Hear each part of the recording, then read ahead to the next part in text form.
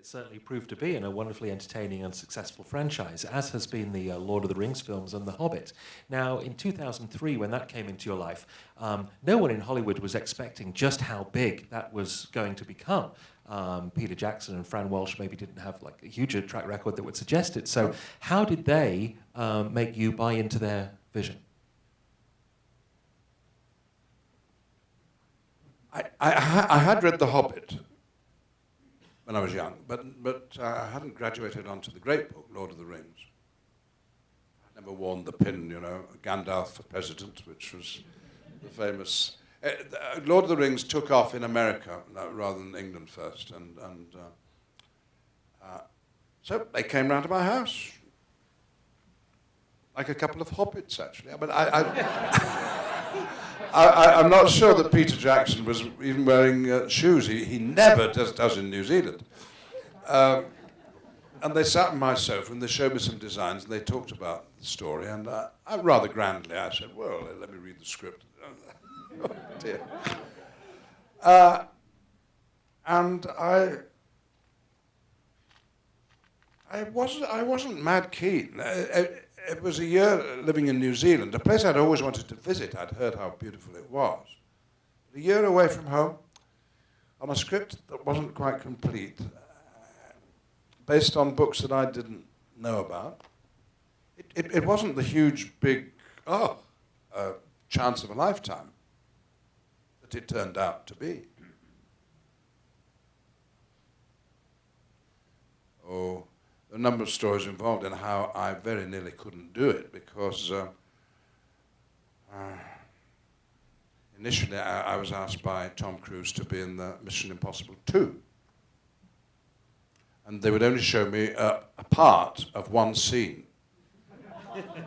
I couldn't read the whole script in case I told people. So I said, I'm sorry, I can't be in your film because I don't know what it is. And my agent said, you're turning down the chance to work with Tom Cruise? I said, well, I don't know if it is a chance. Well, I did. That movie delayed and delayed and delayed. Tony Hopkins played my part. And if I'd contracted myself to do that, I wouldn't have been able to do X-Men, and I wouldn't have been able to do Lord of the Rings. Now, I'd agreed to do X-Men first with Brian, and he told me that his dates had slipped, so that I now couldn't arrive in New Zealand on time to do Gandalf. So I had to call up Peter Jackson and say, sorry, I'm not doing it because I promised to work in the other film first. He said, well, I'll keep it open for a bit. And that night I was in Shiki's restaurant in London having a fish supper. And Bob Shea came in. I didn't know him. He put his hands on my shoulder and said, looking forward to working with you. And I said, I'm sorry, I can't do it. I've got to do X-Men. He said, leave it to me. Well, an arrangement was made, and Brian, bless his heart, Brian Singer couldn't put it in writing, but he said to me, hand on heart, I will make sure that you're ready if they can just slip their dates a little bit, and they did. And he finished me on time, and I started work on the first week of the millennium. And talking about what we thought was going to happen with this huge project, the internet had just been invented.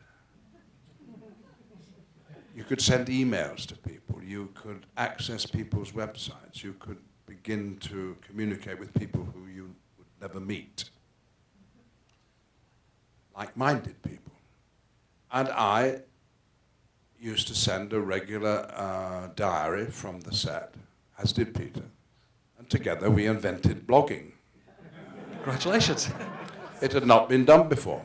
I called it e-posts. Didn't catch on. Blogging. And we got messages back saying that there were many, many people who were very, very keen on the idea of this film as long as it was the film that they wanted to be made. That it was going to be their Middle-earth. And therefore they were constantly saying, you are going to include so-and-so, you're not going to cut out Bomberbill, one of the characters. There was some disapproval of me playing Gandalf because I was a gay man. Oh, pathetic. Gandalf isn't interested in sex. He's 7,000 years old.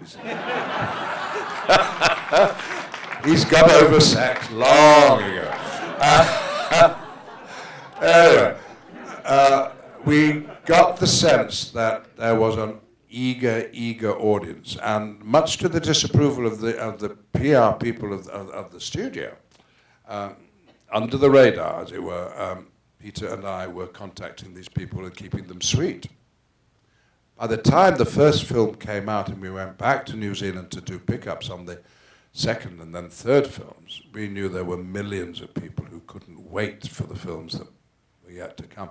And it's a very, very unusual situation to be in, to be making a film that you know is going to make an awful lot of money because the audience will definitely turn up to see it. So it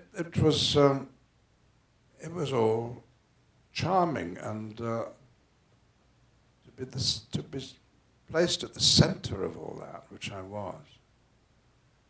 was a strange feeling. I still haven't quite got over it. I don't feel I can take any credit for the success of those films. I did my part. And of course, that's the nature of films, isn't it? I mean, thousands of people are responsible.